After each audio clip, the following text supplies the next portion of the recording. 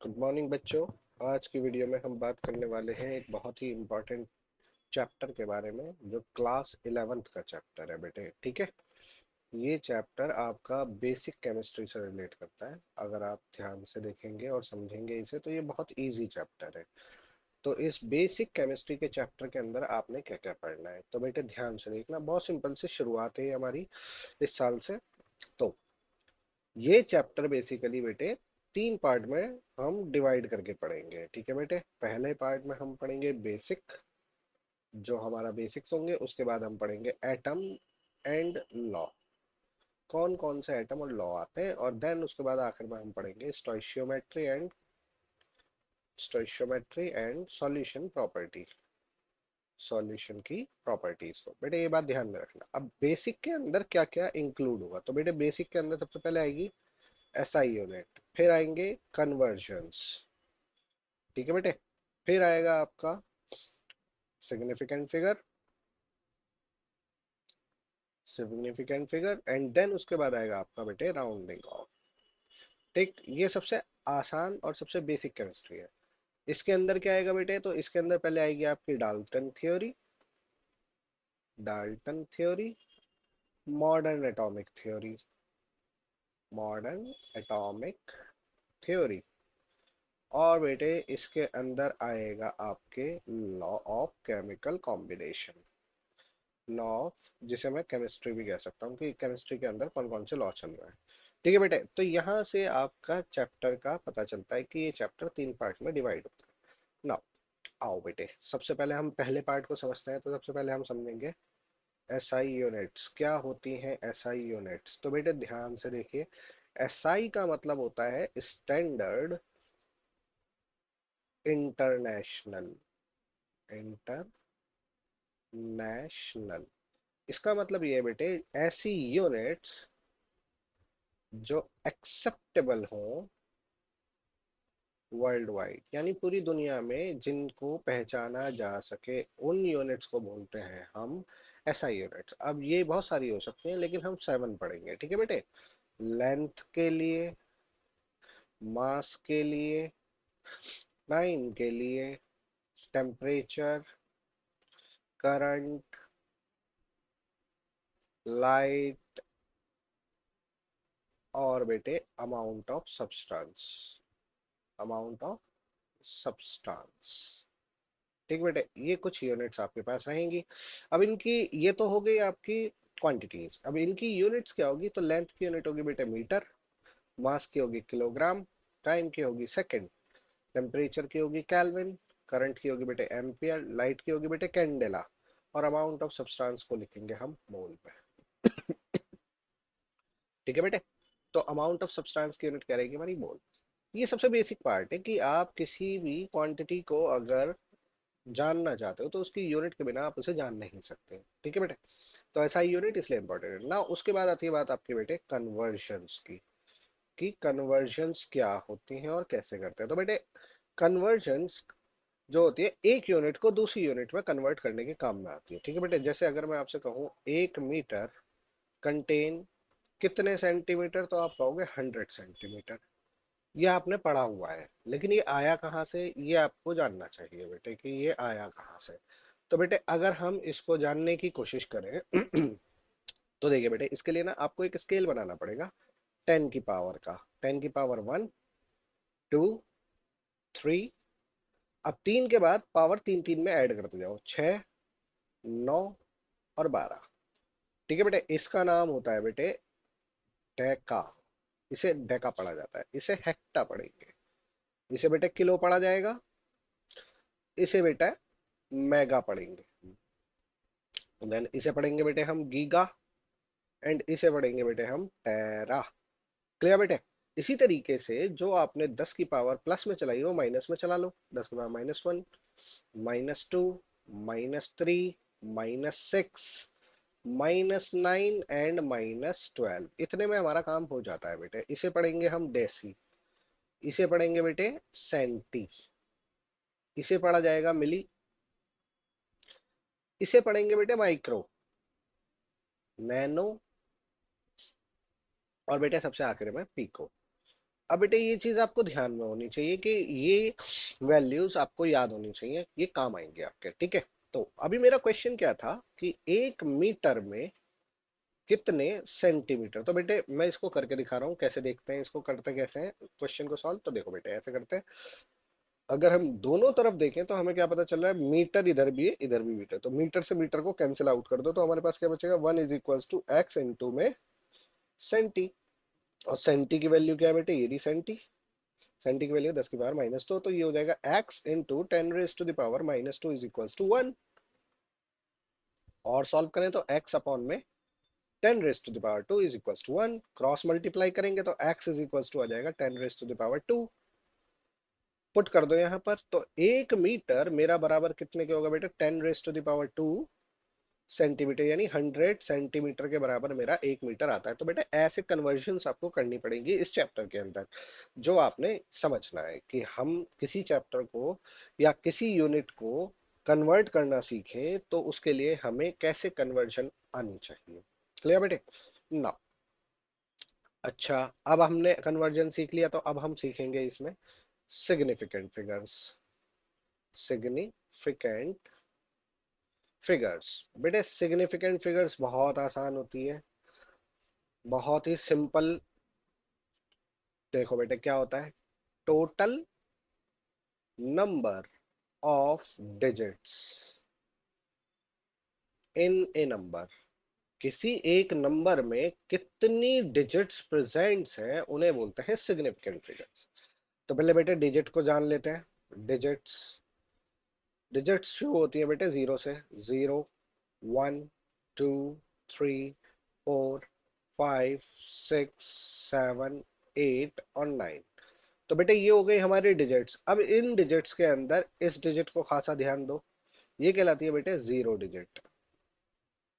Zero digit, जबकि ये वाले डिजिट्स कहलाएंगे बेटे आपकी नॉन जीरो डिजिट। बेटे ये ध्यान में रखना है आपने। अब देखो बेटे इसके सिग्निफिकेंट फिगर्स के कुछ रूल्स होते हैं, ठीक है। तो मैं रूल्स आपको नहीं पढ़ा रहा, मैं आपको डायरेक्ट काम करना सिखाऊंगा कि कैसे करते हैं। तो रूल्स पेपर में पूछे नहीं जाते, लेकिन हमें क्वेश्चन को सॉल्व करना आना चाहिए कि किस पे बेस है। तो बेटे जो रूल्स हैं इसके, वो जीरो पे प्ले होते हैं। जीरो प्लेबल है इसके अंदर, यानी कि जीरो के साथ खेलेंगे हम, ठीक है बेटे। तो अगर मैं किसी नंबर की बात करूं, बेटा कोई भी नंबर ले लो तुम, XYZ, तो उसमें लेट सपोज मैं एक नंबर ले रहा हूँ बेटे 1 2, ये मैंने एक नंबर लिया। तो पॉसिबिलिटी क्या है बेटे, अब पॉसिबिलिटी ये कि ये 12 ऐसे लिखा हो, ये 12 को ऐसे लिख दूं, ये 12 को ऐसे लिख दूं। यानी कि इसमें जीरो की पोजीशन को अगर आप देख रहे हो तो पता चल रहा है एक लेफ्ट में, एक मिडल में और एक राइट में, ठीक। तो आपको जीरो के साथ खेलना है कि जीरो की पोजीशन कहाँ कहाँ पे पॉसिबल हो सकती है। तो बेटे जीरो के लिए मैं अब यहाँ पे कैटेगराइज कर रहा हूँ इसको 4 पार्ट में, हालांकि आपको 3 दिख रहे हैं, मैं 4 में करूंगा। जीरो टू द लेफ्ट, अगर जीरो लेफ्ट में है तो ठीक है। जीरो इन बिटवीन, अगर बीच में है तो।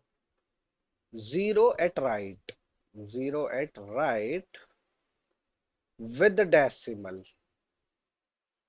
डेसिमल के साथ, ठीक है बेटे। और zero at right without decimal, इसमें डेसिमल नहीं होगा। तो बेटे क्या करना है, तो बेटे ध्यान से देखना, मैं एग्जांपल के थ्रू समझाऊंगा, समझना। एक एग्जांपल लेते हैं बेटे समझने के लिए। अगर मैं कहता हूं कि मेरे पास है 0.000256, इसमें कहते हैं 10203, इसमें कहा जाता है कि 560.00 और इसमें कहा जाता है 1200। तो बेटे इनमें कितनी कितनी सिग्निफिकेंट फिगर्स होंगी, तो बेटे ध्यान दीजिए। लेफ्ट में अगर से जीरो है तो वो सिग्निफिकेंट फिगर काउंट नहीं होंगे, ध्यान में रखेंगे इस बात को। जीरो अगर लेफ्ट में लिखा है तो नो सिग्निफिकेंट फिगर, बीच में आ गया तो सिग्निफिकेंट फिगर बनेगा। तो इसके अंदर सारे के सारे आपके सिग्निफिकेंट फिगर्स होंगी। इसमें सिर्फ 3 सिग्निफिकेंट फिगर है, 3 सिग्निफिकेंट फिगर। इसमें बेटे कितनी होंगी, इसमें 5 सिग्निफिकेंट फिगर्स होंगी। और अगर राइट में आ गया तो राइट में अगर बेटा पॉइंट लग रहा है तो ये वाली जीरो काउंटेबल है, ये सारी सिग्निफिकेंट फिगर है, तो 5 सिग्निफिकेंट फिगर बनेगी। लेकिन अगर जीरो के बाद पॉइंट नहीं है तो बेटे इसको हम कन्वर्ट करेंगे। कन्वर्ट इन साइंटिफिक नोटेशन इसको ऐसे लिख दो, 1.2 इंटू 10⁻³ तो बेटे ये जो नंबर है ना, इसके अंदर काउंट करो कितनी सिग्निफिकेंट फिगर है, तो आप कहोगे इसमें दो सिग्निफिकेंट फिगर है। इस कन्वर्जन को कहा जाता है बेटे, ये जो कन्वर्जन हुई है इसे कहते हैं हम साइंटिफिक कन्वर्जन। ठीक है बेटे, तो साइंटिफिक कन्वर्जन में कन्वर्ट करना पड़ता है आपको अगर निकालना है तो। खैर, ये हो गया हमारा नाउ। अब हमने यहाँ पे सिग्निफिकेंट फिगर्स देख लिए कि सिग्निफिकेंट फिगर्स कैसे फाइंड आउट करी जाती हैं। जीरो अगर लेफ्ट में होगा तो नहीं लेना है, बीच में होगा तो लेना है, राइट में होगा तो भी लेना है, तब जब डेसिमल लग रहा है। डेसिमल नहीं है, साइंटिफिक नोटेशन में बनाओ और सिग्निफिकेंट फिगर काउंट कर लो। सिंपल सा मेथड है ये इसका बेटे, इसमें आई थिंक आपको कोई दिक्कत नहीं होना चाहिए। ठीक, नाउ बेटे अब आ जाओ, कन्वर्जन हमने सीख ली और सिग्निफिकेंट फिगर हमने सीख ली। अब बात आती है बेटे राउंडिंग ऑफ की। राउंडिंग ऑफ, तो बेटे राउंडिंग ऑफ क्या होता है, राउंडिंग ऑफ को समझ लो। राउंडिंग ऑफ का मतलब होता है to make a number simple. To make a number simple बेटे ये हम बचपन से करते आ रहे हैं। अभी मैं समझाता हूँ। लेट सपोज मैं आपसे कहूँ कि आपके पास 1.98 है, तो आप इसे क्या लिख सकते हो? आप सीधा कहोगे इसे दो लिख दो। क्यों 1.98 को आपने दो क्यों लिखा? आपने इस नंबर को सिंपल कर दिया। तो इसे बोलते हैं बेटे हम राउंडिंग ऑफ। अब राउंडिंग ऑफ के कुछ रूल, तो बेटे रूल्स पे ध्यान देंगे। पहले एक नंबर को समझा दूं मैं आपको कि एक नंबर होगा आपके पास, नंबर जिसको आपको राउंड ऑफ करना होगा। लेट सपोज वो नंबर ये है 1.2345 6, ये एक नंबर है। तो बेटे इसमें ना सबसे पहले कुछ चीजों को फाइंड आउट कर लो। ये है आपकी लास्ट डिजिट, ये आपको ध्यान में रखना। कोई भी नंबर हो आपके पास, लास्ट डिजिट पहचानने आनी चाहिए, और उससे जो पहले वाली डिजिट है इसे बोलेंगे हम फॉर्मर डिजिट। अब बेटे याद रखना है जब भी आपको राउंडिंग ऑफ करनी है तो ये जो लास्ट डिजिट है ना ये रिमूव हो जाएगी, यानी कि इसे हटाओगे आप, हमेशा हटनी है। ठीक है बेटे, अब रूल्स पे आ जाओ। तो अब इसके रूल्स देखेंगे बेटे कि हम रूल्स क्या कहते हैं इसके। तो मैं इसके रूल्स को चार हिस्सों में बांट रहा हूँ, ठीक है। देखो बेटे, पहला रूल क्या कहता है? इफ लास्ट डिजिट, अगर लास्ट डिजिट जो है लेस देन 5 रहे, लेस देन 5, ठीक है। दूसरे में क्या कहेगा? लास्ट डिजिट क्या होनी चाहिए बेटे? Greater than 5। तीसरे में क्या कहेगा? लास्ट डिजिट इक्वल टू 5, ठीक है। और आखिर वाले में भी लास्ट डिजिट इक्वल्स टू 5 होनी चाहिए, ये होना चाहिए बेटे। ठीक है बेटे, ये ध्यान में रखनी है आपको कि ये चार रूल कैसे काम करता है। तो करना क्या है बेटे? तो देखो बेटे, एग्जाम्पल से समझाऊंगा, उसमें समझते हुए चलेंगे। अगर कोई नंबर है जिसमें लास्ट डिजिट लेस देन 5 है, तो आपने करना क्या है? रिमूव करो last digit, remove last digit. और उसके बाद नो चेंज, कोई चेंज नहीं करोगे, नंबर लिख दोगे। No change in number, number में कोई चेंज नहीं होगा, बस रिमूव कर देनी है अपने लास्ट डिजिट। ओके, अगर 5 से बढ़ी है तो क्या होगा? तो बेटे इसमें क्या करोगे आप? रिमूव तो करोगे लास्ट डिजिट, रिमूव हो जाएगी, वो हमेशा रिमूव होनी है, ठीक है। और +1 ऐड कर दोगे फॉर्मर डिजिट में। तो बेटे फॉर्मर डिजिट पता होनी चाहिए, लास्ट डिजिट से पहले वाले डिजिट को फॉर्मर डिजिट कहा जा रहा है। ओके, अब लास्ट डिजिट अगर 5 के बराबर हो तो क्या करोगे? तो बेटे ध्यान दो, फॉर्मल डिजिट देखो पहले, फॉर्मल डिजिट अगर इवन है तो क्या करोगे? Remove last digit, last digit फौरन हटा दोगे, हटा दी। और no change in number, no change in number, कोई चेंज नहीं होगा नंबर के अंदर। लेकिन अगर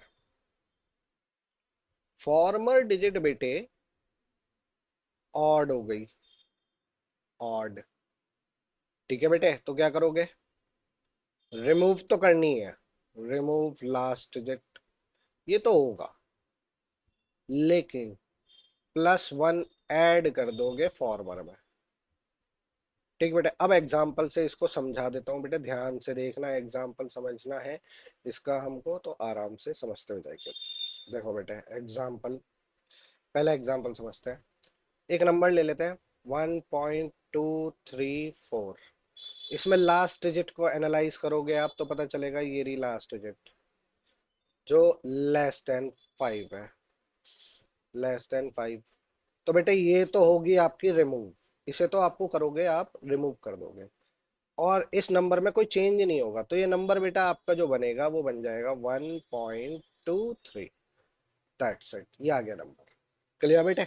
दूसरा क्वेश्चन देखो बेटे, अगर 5 से बड़ी हो, 1.2346, तो इसमें बेटे लास्ट डिजिट को फाइंड आउट करेंगे, तो लास्ट डिजिट ये रही, ये है आपकी लास्ट डिजिट, जो कि रिमूव होगी, और ग्रेटर देन 5 है, ध्यान रखना बेटे, ये होगी आपकी रिमूव। ठीक, लेकिन +1 ऐड हो जाएगा फॉर्मर डिजिट में, तो बेटे हमारे पास जो आंसर आएगा ना, वो क्या बन के आएगा बेटे, 1.235, ये आ जाएगा हमारे पास आंसर। क्लियर रहेगी बात, है तो रिमूव हो गया, बाकी वो ओके। नेक्स्ट क्वेश्चन देखते हैं बेटे, इसका एग्जांपल समझते हैं। 1.2345, ये आ जाए, तो बेटे इसमें अगर मैं लास्ट डिजिट को देखूं तो वो इक्वल टू 5 है, और जो ये नंबर है ये है आपका इवन, इवन दिख रहा है, तो बेटे इस नंबर में कोई चेंज नहीं होगा, ये नंबर जो है, ये वाली डिजिट ये रिमूव हो जाएगी। तो हमारे पास जो आंसर आएगा बेटे वो क्या आएगा, वो आंसर हो जाएगा 1.234, यही रह जाएगा। लेकिन अगर ये नंबर ऐसे होता 1.235, तो बेटे यहाँ क्या होता, यहाँ पे देखते हैं कि लास्ट डिजिट तो मेरी 5 है, लेकिन ये नंबर मेरा ऑड है, तो इसमें क्या करता, मैं एक ऐड कर देता इसके फॉर्मर डिजिट में, और इसका आंसर जो आता वो मैं लिख देता यहाँ पर, तो वो आंसर बन जाता 1.24। This is the answer, this is called rounding. तो बेटे आपने अभी तक बेसिक पार्ट सीख लिया कि बेसिक पार्ट आपका क्या क्या कहता है इस चैप्टर के अंदर। Now move to the another part, जो अनदर पार्ट आपका क्या है, एटम से रिलेटेड है। तो बेटे सबसे पहले हम पढ़ेंगे एटम के बारे में। एटम, तो बेटे अगर मैं एक एटम को बना दूं, छोटा सा एटम बना दूं, ये बेटे मैंने एक एटम बना दिया, इसको कलर फिल कर देते हैं इसमें, अम, पीला कलर कर देते हैं, ये नहीं लाल कर देते हैं, ये रहा बेटा हमारा एटम, ये हमारा एटम आ चुका है बेटे। तो अगर मैं एटम को लिख दूं यहाँ पे, तो ये हमारा है एटम। एटम के बारे में जानकारी किसने दी, तो बेटे सबसे पहले जो एटम के बारे में बात करी थी वो करी थी डाल्टन ने। डाल्टन एक साइंटिस्ट थे, डाल्टन साइंटिस्ट थे, जिन्होंने एक थ्योरी दी थी जिसे आज भी हम जानते हैं एटॉमिक थ्योरी के नाम से। क्योंकि एटम के ऊपर थ्योरी है तो ये किसने दी है, डाल्टन ने, तो इसे डाल्टन एटॉमिक थ्योरी भी कहा जाता है। तो बेटे अगर हम देखें तो डाल्टन ने जो एटॉमिक थ्योरी दी थी, उस एटॉमिक थ्योरी में क्या कहा गया, डाल्टन ने दिया हमें 5 पॉइंट। कौन कौन से पॉइंट थे, तो देखो बेटा बहुत इजी पॉइंट थे। उन्होंने सबसे पहली बात कही कि जो मैटर है ना, वो बना हुआ है एटम से, made up of small particle, small particle known as atoms.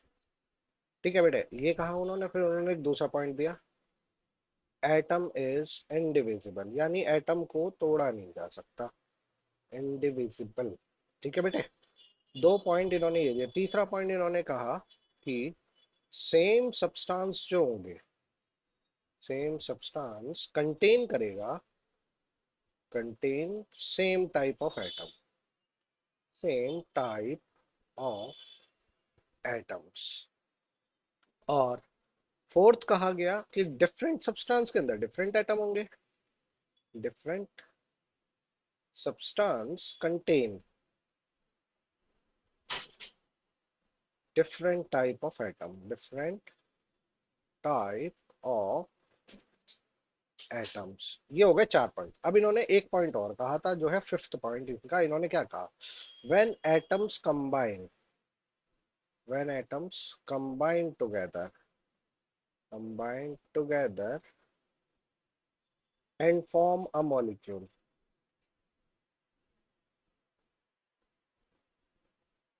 then the ratio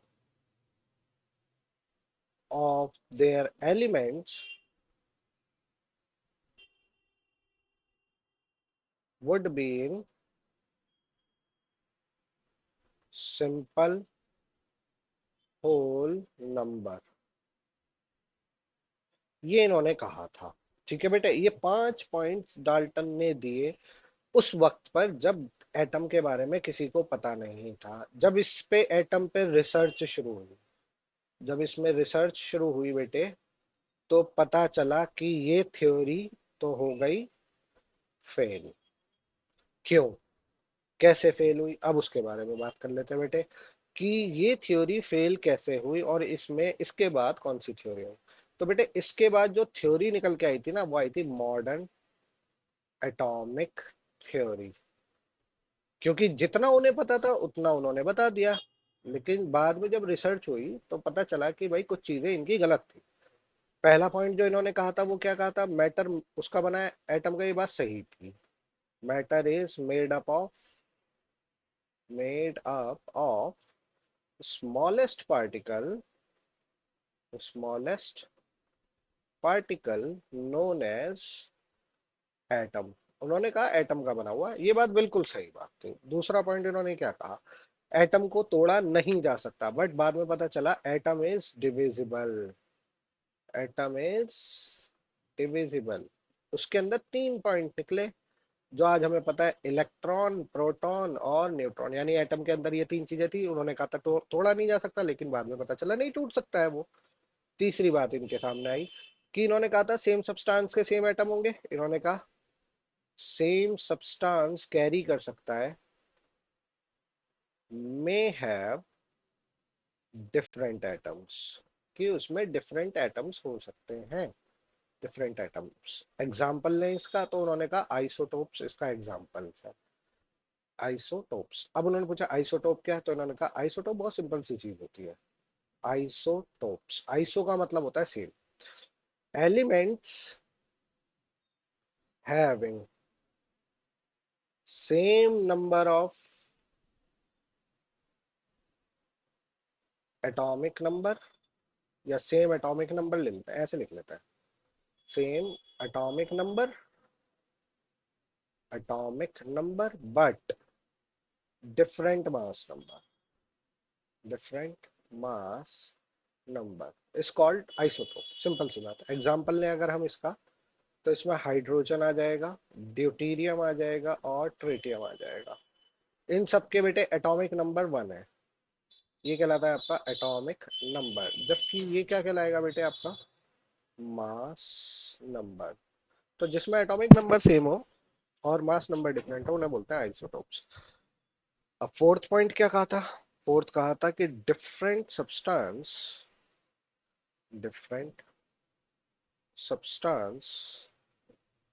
may contain same type of atom, same type of atoms। ठीक है बेटे। अब अगर इन्होंने कहा तो इन्होंने इसका एग्जांपल मांगा, तो इन्होंने कहा इसका जो एग्जांपल होगा ना वो होगा आइसोबार्स। ठीक बेटे, अब ये पूछा गया कि आइसोबार्स क्या होता है। तो बेटे देखो, आइसोबार्स का मतलब क्या होता है, जो आइसोटोप है उसका उल्टा कर दो, elements having same mass number but different atomic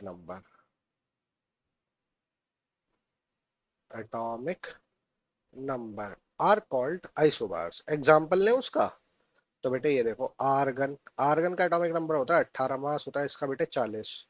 calcium की बात करूं तो कैल्शियम का होता है एटॉमिक नंबर 20, मास होता है 40।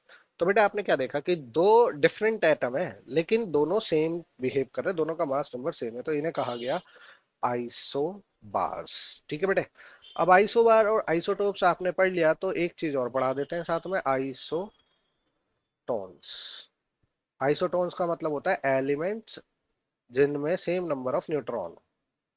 elements having same number of neutrons are called isotons. Clear रहेगी बात बेटे?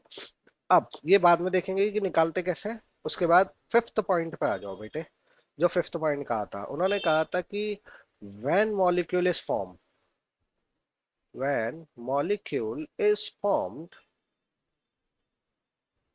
their elemental ratio will be whole number. यही कहा था, their elemental ratio would be simple whole number. Simple whole number. ठीक है बेटे। अब बाद में पता चला कि वो हो भी सकती है। उन्होंने ये कहा था रेशो जो होगी वुड बी, पर हमें क्या पता चला, may be simple whole number और नॉट, ये हमें पता लग गया। अब इस थ्योरी ने कैसे इसको प्रूफ किया तो बेटे देखेंगे। अगर हम एग्जांपल लें ग्लूकोज का C6H12O6, तो हम देखते हैं कि इसमें से अगर मैं 6 कॉमन निकाल लूं तो हमारे पास बचेगा CH2O। इसमें कार्बन, हाइड्रोजन और ऑक्सीजन की रेशो निकाली जाए तो 1:2:1, जो एक सिंपल होल नंबर में आ रही है। ये आपका सिंपल होल नंबर रहा, होल नंबर। ठीक है बेटे। लेकिन ये एग्जिस्ट करता है नेचर में। लेकिन अगर मैं चीनी की बात करूं, C12H22O11, तो आप इसमें देखोगे कि कार्बन, हाइड्रोजन और ऑक्सीजन में से कुछ कॉमन नहीं आएगा और इसकी रेशो बनेगी 12:22:11, जो कि सिंपल नहीं है, सिंपल, नॉट सिंपल। तो इसको मैं ये कह सकता हूं, बट ये दोनों एग्जिस्ट कर रहे हैं, तो इसका मतलब ये हो गया डाल्टन की ये थ्योरी फेल हो गई। कि जो उन्होंने ये पॉइंट कहा था कि जितने भी कंपाउंड बनेंगे उनके अंदर सिंपल होल नंबर रेशो होगी, ये जरूरी नहीं था। क्लियर बेटे? अब आपको ये तो पता चल गया कि एटम की थ्योरी क्या थी और दी किसने थी और फेल क्यों हुई थी और उसके बाद नई थ्योरी क्या है। नाउ अब इस चैप्टर के अंदर आता है एलिमेंट। सबसे पहले मैटर की बात हुई है ना, तो मैटर को समझ लेते हैं। मैटर क्या होता है बेटे? तो देखो बेटे, ध्यान से सुनना। सबसे पहली चीज होती है हमारे पास एटम। एटम क्या है बेटे? हमें पता है, स्मॉलेस्ट पार्टिकल है, स्मॉलेस्ट पार्टिकल है। ठीक बेटे। एटम से बेटे क्या बना हुआ है?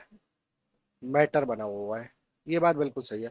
अब ये जो मैटर है, ये मैटर आपका दो हिस्सों में बंटता है। एक प्योर, प्योर मैटर, और एक मिक्सचर मैटर यानी इम्प्योर। ठीक। अब प्योर बेटे क्या होता है? प्योर का मतलब होता है जो एक ही तरह के एटम से मिलके बने हो, जैसे कि एलिमेंट और कंपाउंड। ठीक। जबकि मिक्सचर जो होता है वो होमोजीनस और हेट्रोजीनस दो तरह का हो सकता है। होमोजीनस और हेट्रोजीनस, दो तरह का मिक्सचर हो सकता है हमारे पास। तो बेटे अब इनको जरा समझ लेते हैं कि ये क्या क्या होता है। तो बेटे देखो, समझो पहले मेरी बात को।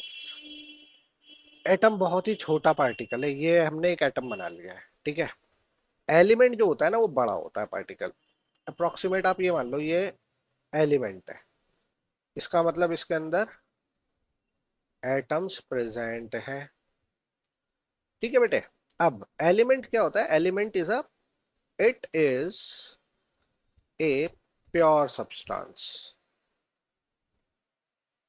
ये एक प्योर सब्सटेंस है, कंटेन करता है same type of atom,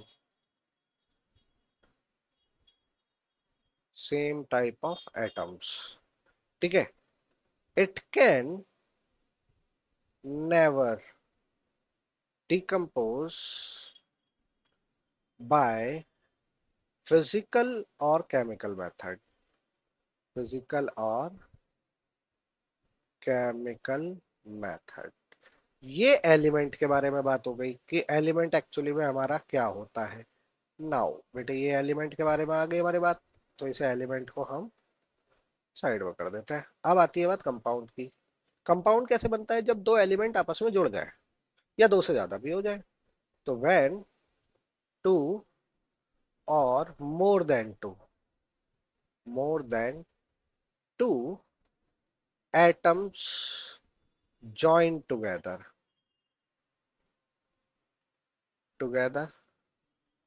they form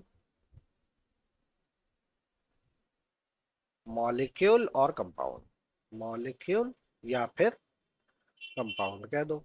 ठीक है बेटे।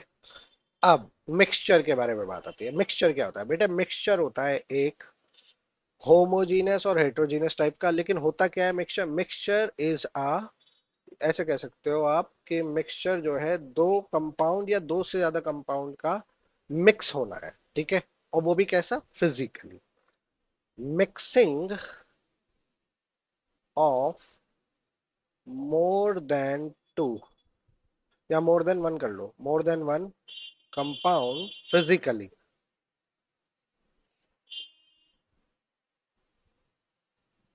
Is called mixture. ठीक है बेटा। मिक्सचर दो तरह के, एक होमोजीनस, होमोजीनस का मतलब होता है बेटा वन फेज, जबकि हेट्रोजीनस का मतलब होता है बेटे टू फेज और मोर फेज। अब ये फेज जो है बेटे, यहाँ पे फेज का मतलब होता है सॉलिड या फिर लिक्विड या फिर गैस। ठीक है बेटे। तो जैसे अगर मैं कहूं पानी में चीनी डालो, तो पानी होता है लिक्विड, चीनी होती है सॉलिड। मिक्स होने के बाद आपका वो क्या हो जाता है? लिक्विड बन जाता है। तो वो एक होमोजीनस मिक्सचर है। क्लियर बेटे? ओके। नाउ अब हम एक एक करके एलिमेंट को समझेंगे। तो सबसे पहले बेटे हम एलिमेंट के बारे में जानते हैं कि एलिमेंट क्या होता है, एटॉमिक मास क्या होता है, इसको समझने के लिए। तो सबसे पहले हम देखेंगे एलिमेंट। एलिमेंट क्या है बेटे? एलिमेंट ये फॉर्म होता है number of atoms when joined together, joined together. Number of atoms जब ज्वाइन हो जाते हैं तो उसको हम बोलते हैं एलिमेंट। अब कितने एटम जुड़ गए हैं, तो पहले बेटे ध्यान से समझते हैं। ये हमारे एटम्स हैं। ठीक है बेटे, ये एटम्स हैं। ये कितने आए कि हमारा एक एलिमेंट बन जाए? ठीक है बेटे। तो मैं इसको ज्यादा ना दिखा करके एक ही दिखाऊंगा बेटे, क्योंकि ये थोड़ा सा दिखे ना दिखे उसके लिए बना है। ये ले लेते हैं, इसको मैं कह रहा हूँ कि हमारा क्या है? एटम। ये मल्टीप्लाई का साइन है, और यहाँ पे कितना नंबर आए कि हमारा क्या बन जाए? एलिमेंट। तो बेटे ध्यान से देखना, एलिमेंट के अंदर एटम्स होते हैं। ये बात ध्यान में रख लो बेटे। ठीक है। तो ये एलिमेंट है, ये एटम है। तो कितने एलिमेंट रखे जाए? तो बेटे इसका आंसर होता है कि अगर हमारे पास एक एटम है और वो इतने हो जाए 6.02 इंटू 10⁻23, तो हमारा क्या बन जाएगा बेटे? एलिमेंट बन जाता है। ये बात आप ध्यान में रखेंगे। ठीक बेटे। ये एक फॉर्मूला भी है, पेपर में काम आएगा आपका। अब बेटे एक बात बताओ, एलिमेंट को हम देख सकते हैं, फील कर सकते हैं, लेकिन एटम को हम फील नहीं कर पाते क्योंकि वो बहुत छोटा है। अब दूसरा सवाल हमारा इसके साथ क्या आता है कि ये जो एलिमेंट है इसका वेट क्या होगा? ठीक है। तो हमारे पास क्वेश्चन का आंसर यहां पर है हमारे पास, कि अगर मैं एटम का वेट निकाल लूं और उसकी मल्टीप्लाई कर दूं 6.02 इंटू 10⁻23 से, तो मेरा एलिमेंट का वेट आ जाएगा। आ जाएगा नहीं आ जाएगा? तो बेटा ये एक दूसरा फॉर्मूला, तो मैं क्या लिखूंगा? एटम वेट अगर मल्टीप्लाई हो जाए इतने से, तो ये क्या बन जाएगा बेटे? हमारा एलिमेंट वेट बन जाएगा। सिंपल सी बात है ये। अगर आपको इसमें समझ में ना आए तो पूछ सकते हैं, कमेंट में पूछ लेना बेटे। ठीक है। ओके। अब क्वेश्चन क्या है हमारे पास? अब हमारे पास एक नया क्वेश्चन आ गया। What is atom weight? कि एटम का वेट कितना है? आ गया ना क्वेश्चन? तो अब बेटे एटम का वेट कैसे निकालें? तो बेटे एटम का वेट निकालने के लिए आपको कुछ चीजें पता होनी चाहिए। देखो बेटे, क्या क्या पता होना चाहिए? ऑल वेट जो है एटम का, atom lie on nucleus. Nucleus के ऊपर होता है सारा वेट, यानी न्यूक्लियस डिसाइड करता है। और न्यूक्लियस के अंदर बेटे दो चीजें मिलती है हमें। न्यूक्लियस कंटेन करता है न्यूट्रॉन प्लस प्रोटॉन को। ठीक है बेटे। अब इनके वेट पता होने चाहिए बेटे। तो न्यूट्रॉन का वेट होता है बेटे 1.66 इंटू 10⁻⁻24 ग्राम। ठीक है। और प्रोटॉन का भी ऑलमोस्ट सेम होता है बेटे वेट 1.66 इंटू 10⁻⁻24 ग्राम। जबकि इलेक्ट्रॉन का वेट अगर आप देखोगे बेटे तो वो बहुत ही हल्का होता है -28 ग्राम। इससे तो बहुत हल्का है। ठीक है बेटे। अब आपको क्या करना है, ये वेट्स ध्यान में रखना है। अब मैं आपको थोड़ा सा समझाऊंगा, समझिएगा। अगर मैं कहता हूं कि मेरे पास एक एटम है, तो मैं पहले एटम बना लेता हूँ एक। ये मैंने एक एटम बना लिया। इसको कलर कर देते हैं लेट्स सपोज इससे, और इसमें डालते हैं एक न्यूक्लियस। क्लियर। अब देखो बेटा, यहां तो मेरा इलेक्ट्रॉन घूम रहा है और ये है हमारा न्यूक्लियस। ठीक बेटे। ये मैंने बनाया है हाइड्रोजन के बारे में, एक एटॉमिक नंबर, एक ही इसका मास नंबर है। तो बेटे ध्यान से देखो जरा, ये एक एटम है, एटम। तो इसका सारा वेट कहां पर होगा, न्यूक्लियस पे होगा। All weight lie in nucleus. Nucleus के अंदर आ रहा है सारा वेट। और न्यूक्लियस के अंदर बेटे मेरे इसके क्या है, हाइड्रोजन का जो न्यूक्लियस है उसके अंदर प्रेजेंट है ओनली वन प्रोटॉन। न्यूट्रॉन होता ही नहीं हाइड्रोजन में। ठीक है बेटे। तो एक प्रोटॉन का वेट कितना होता है, तो आपने कहा वो होता है 1.66 इंटू 10⁻⁻⁴ ग्राम। एक एटम का वेट है बेटे ये। इसका मतलब ये इतना छोटा वेट है कि आपको महसूस भी नहीं होगा। क्लियर रहेगी बात। अब अगर मुझे हाइड्रोजन का एलिमेंट बनाना है तो मैं क्या करूं। तो मुझे पता है हाइड्रोजन के एटम का जो वेट है, अगर इससे मल्टीप्लाई कर दिया जाए तो ये एलिमेंट का वेट बन जाएगा। एलिमेंट वेट, ये बिल्कुल सही बात है। ठीक है बेटे। अच्छा कोई नहीं, अभी करके देख लेते हैं। तो अगर मैं एक हाइड्रोजन का वेट ले लूं ग्राम में और उसकी मल्टीप्लाई कर दूं 6.02 इंटू 10⁻⁻23 से, तो यही से जब हम कैलकुलेट करेंगे तो ये आएगा हमारा 1 ग्राम के बराबर। ओके। यहां तक हमें बात समझ में आती है कि एटम का वेट जो था, अगर मैं उसे एवोगैड्रो नंबर से यानी कि इस नंबर से अगर मल्टीप्लाई कर दूं तो वो बन जाएगा मेरा 1 ग्राम। ओके, यहां तक कोई इशू नहीं। अब आ जाओ बेटे, यही तो बनाया हमने अभी एटम। इसको हम कर देते हैं येलो लल। ठीक है बेटे, ध्यान दीजिए। इलेक्ट्रॉन इसमें घूम रहा है, प्रोटॉन और न्यूट्रॉन, प्रोटॉन ही है इसके अंदर। हाइड्रोजन एटम की बात हो रही है, एक एटम है ये। ठीक है बेटे, यहां तक कोई इशू नहीं आता हमें समझने में। अब एक बात बताओ, एटॉमिक वेट क्या होगा, उसको कैसे डिफाइन करोगे। एलिमेंटल वेट नहीं, एटॉमिक वेट। तो बेटे पहले समझ लो एटॉमिक वेट क्या है, सिंपल लैंग्वेज में। Weight of one atom is called atomic weight. एक एटम का जो वेट होगा वही उसका क्या कहलाएगा, एटॉमिक वेट।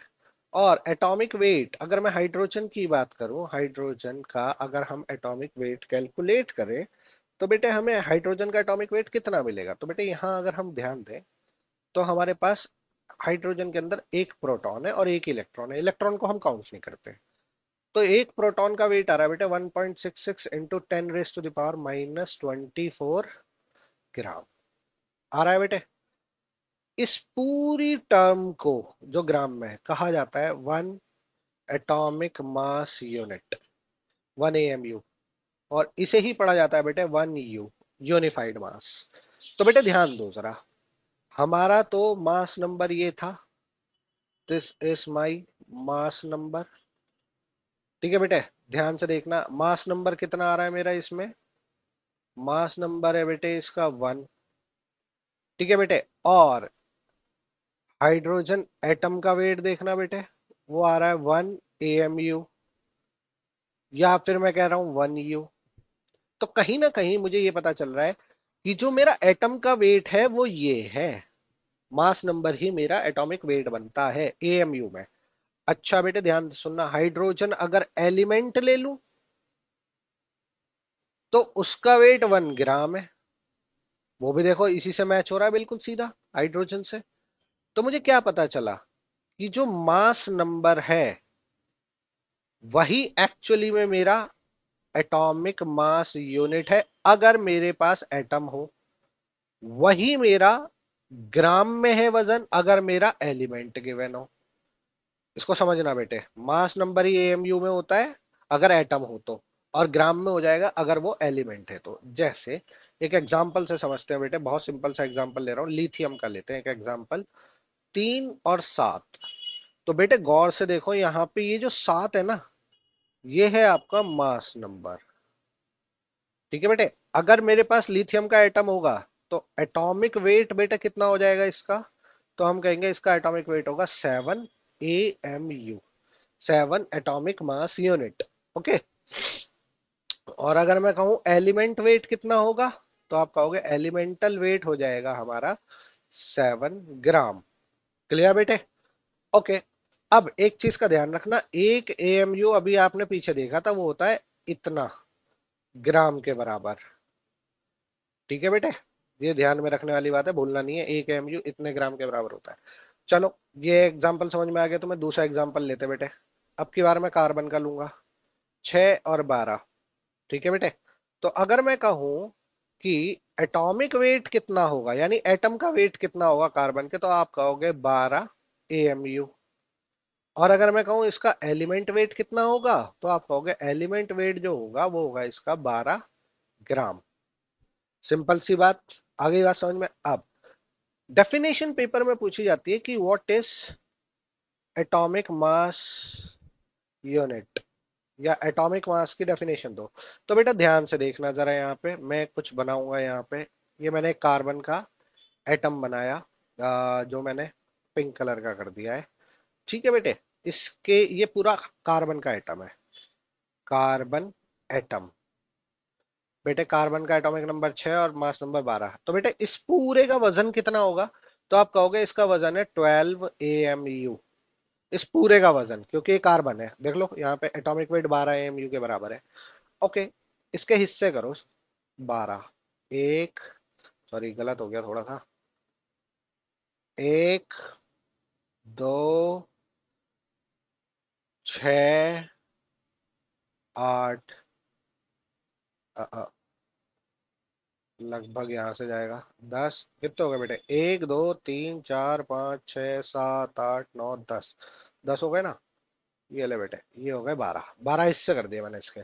तो बेटे जो मैंने 12 हिस्से किए हैं, उस 12 हिस्से में गौर से देखो बेटे कि कुछ हिस्सा ये बचा है मेरे पास, एक हिस्सा ये है, इस हिस्से को ले रहा हूं मैं। जरा बेटा सोच करके बताना कि अगर मेरा ये पूरा एटम जो था 12 AMU का था, तो इसका एक हिस्सा कितने AMU का होगा? तो आप कहोगे कि इसका ये जो हिस्सा है, ये वाला हिस्सा, ये 1 AMU के बराबर है, एक एटॉमिक मास यूनिट। क्लियर? अगर मैं 12 को जोड़ दूं तो 12 AMU आ जाएगा। तो एटॉमिक मास की डेफिनेशन क्या होगी? 1/12 of carbon 12th atom is called 1 AMU। यही है डेफिनेशन पेपर में, जो बुक के अंदर एनसीईआरटी में दी जाती है। बेटा ध्यान से सुनना, 12 एटॉमिक मास यूनिट का 1/12 हिस्सा निकालू मैं, तो वो 1 AMU के बराबर आता है। यही हमने प्रूव कर दिया यहाँ पे, और एटॉमिक मास की डेफिनेशन यही है, अगर आप उसे ध्यान से देखोगे। 1/12 of carbon 12th atom is called 1 AMU। Clear हो गई बात? तो बेटा ये तो था तुम्हारा एटॉमिक मास के बारे में। अब बात आती है कि बेटे एलिमेंट को रिप्रेजेंट, चलो एक चीज और बता दूं, एटॉमिक मास तो आई गया ना, एवरेज मास भी सीख लो। Average mass. तो बेटे अगर हम देखें कि हमारे पास क्या हो सकता है एवरेज मास, तो एवरेज मास निकालने का क्या तरीका हो सकता है? तो देखो बेटे, एवरेज मास कैसे निकालेंगे? लेट सपोज मेरे पास दो एलिमेंट है, लेट कर लो, let us consider two isotopes.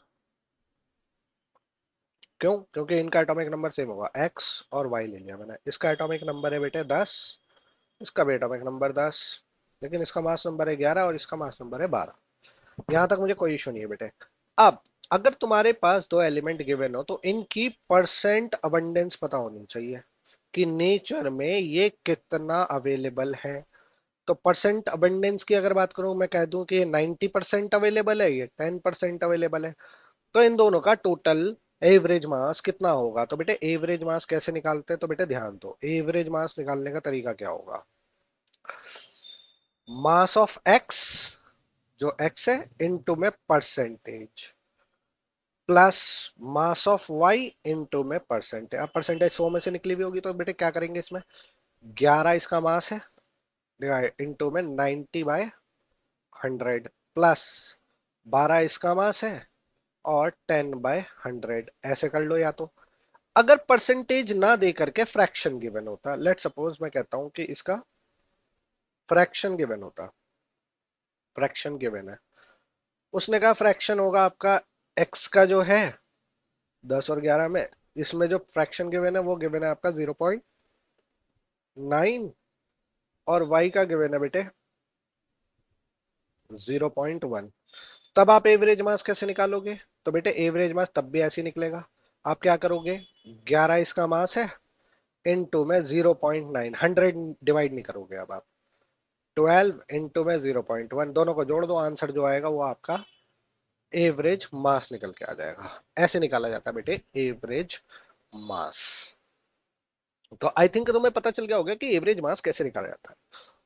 Now element representation देखते हैं अब हम कि एलिमेंट को रिप्रेजेंट कैसे किया जाता है। तो देखो बेटे एलिमेंट रिप्रेजेंटेशन, एलिमेंट रिप्रेजेंट कैसे करोगे? तो बेटे एलिमेंट के लिए हम एलिमेंट बनाएंगे, पहले एक सिंबल लेंगे जो मैंने लिया है एक्स, ठीक है।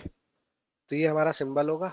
इस सिंबल पे बेटे दो चीजों का ध्यान रखना है, एक तो होगा ए और एक होगा हमारा जेड।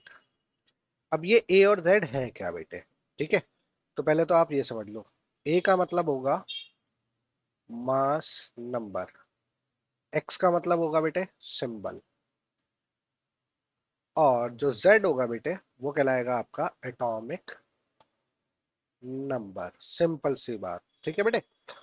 अब जो ए है वो तो कंटेन करता है मास नंबर को, और मास नंबर कहां पर मिलेगा आपका, न्यूक्लियस में। और न्यूक्लियस में मिलते हैं बेटे number of proton plus neutron, यही तो होते हैं। तो क्या मैं ए को ये लिख देता हूं कि पी प्लस एन दोनों चीजें मिलेंगी। नाउ बात करते हैं जेड की। जेड का मतलब है बेटे एटॉमिक नंबर, और एटॉमिक नंबर होता है नंबर ऑफ प्रोटॉन्स के, ना कि इलेक्ट्रॉन्स के। तो नंबर ऑफ प्रोटॉन्स ये बराबर होते हैं नंबर ऑफ इलेक्ट्रॉन्स के, तब जब आपका एटम न्यूट्रल हो, न्यूट्रल एटम हो तभी होगा। अब बेटे देखो ध्यान से, Z बराबर तो प्रोटॉन है और A बराबर मास नंबर है जो प्रोटॉन प्लस न्यूट्रॉन है। तो अगर मैं यहां से न्यूट्रॉन निकालूं इन दोनों इक्वेशन से, ये इक्वेशन फर्स्ट मान लो, ये इक्वेशन टू मान लो, तो अगर मैं यहां से न्यूट्रॉन निकालूं तो वो आ जाएगा A माइनस जेड। तो बेटे तुम किसी भी एलिमेंट को देख करके उसके प्रोटॉन, इलेक्ट्रॉन और न्यूट्रॉन को कैलकुलेट कर सकते हो, ठीक है बेटे। अगर आप यहां गौर करोगे तो ए में से अगर जेड जाएगा, यानी ए में से माइनस कर दो, तो यहां से हम क्या कैलकुलेट कर सकते हैं, न्यूट्रॉन। देख लो बेटे यहाँ पे ए माइनस जेड कर रखा है मैंने, तो ए में से जेड को घटा दो, आपके पास नंबर ऑफ न्यूट्रॉन्स कैलकुलेट हो जाएंगे। तो बेटे यहां तक तुम्हें समझ में आ गया होगा कि हमारे इस चैप्टर के अंदर क्या है। क्लियर बेटे, अभी तक मैंने इसका कोई क्वेश्चंस नहीं करा, अभी ये सिर्फ खाली थ्योरी थ्योरी चल रही है, और थ्योरी को हम थोड़ा सा अंडरस्टैंड करते हुए जा रहे हैं, ठीक बेटे। अभी जो आएगा वो आएंगे लॉज, वो हम करेंगे दूसरी क्लास में, ठीक है। लेकिन जितना आपने ये अभी तक किया है, इस पर क्वेश्चंस बहुत आते हैं, तो इसकी प्रैक्टिस कर लो। अगर कोई चीज समझ में ना आए तो उसके लिए पूछ सकते हो, आप कमेंट कर दो कि ये चीज समझ में नहीं आ रही, हम बता देंगे आपको, ठीक है ना बेटे। तो आज के लिए बेटे इतना ही था। ये आज हमारी फर्स्ट चैप्टर का फर्स्ट पार्ट कंप्लीट हो गया। क्लियर बेटे, अब से हम जैसे भी होगा वीडियो बना के डालते रहेंगे इसके अंदर, ठीक है। अगर आपका कोई डाउट है तो पूछ लीजिए। चलिए बेटा, धन्यवाद बेटा।